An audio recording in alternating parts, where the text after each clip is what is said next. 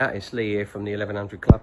I'm just digging out a steering rack for a member, and it suddenly occurred to me I thought I'd do a very quick video so that you can quickly tell whether you do indeed need a steering rack or whether it's a slightly lesser problem. So just to quickly demonstrate some of the main issues on our steering racks. So I've got two steering racks here. One, they're both obviously off of cars. They've not been reconditioned. One is good, one is bad. So I'm just going to show you the difference and some of the things to watch out for. So the first thing is when you hear the telltale rattle of a steering rack clattering and banging around, the first thing to check under the car are these two things. The first thing is look at the condition of your foam pad that butts up from this is where the steering column sits.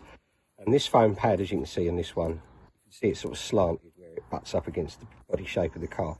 It's still got a reasonable amount of damping left on it. But you get some that look like this, like a squashed little biscuit. So you can see the difference. What happens is as that wear is taken up, then that means there's more room for this to move around under the car. As that moves about, it can loosen your brackets. Now, there's your brackets. So if they're done up tight, what happens is if you start to get movement, it puts pressure on these brackets. You've only got two. One sits there, one sits there on the car, and they bolt into the car. Okay. Now, when there's a slack bracket or too much pressure on the bracket, that's what happens. They break.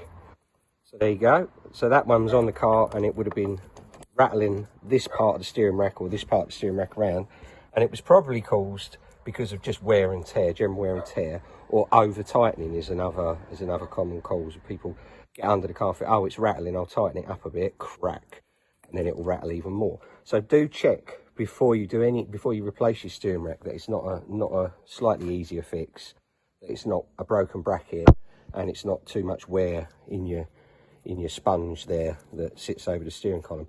And the next thing obviously to check after that is it's probably going to be it's probably then realistically going to be the rack. So the next thing to check if it is your rack, when it's on the car, if you get hold of the arm and if you give it a rattle like this while it's on the car, you won't be able to move it much at all. You shouldn't really get any movement at all. If you get hold of it and you can hear a small fluttering, banging noise, then it's at it and needs to come off the car and be sent away to be, you can get them reconditioned, so you can send it away to be reconned or just replace it with a good one, a known good one. Here's one, I'll say this is a good one, so it's not going to make any noise. This one's a bad one. So you can even check them if you're at an auto jumbo or something like that when they're off the car.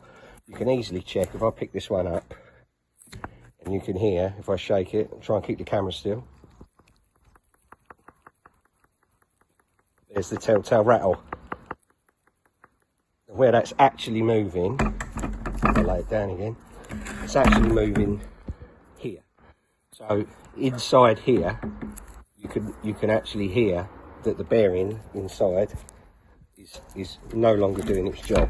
It's difficult to show you off the car, but at an auto jumbo, pick them up, give them a rattle. You hear that? It's no good. It's as simple as that. So hopefully that saved you a few quid. Like I say, there's a few places that recon them. And if you want to tackle it yourself, it's not a massive job. If you've gone as far as to get these off the car, which isn't, not a straightforward job.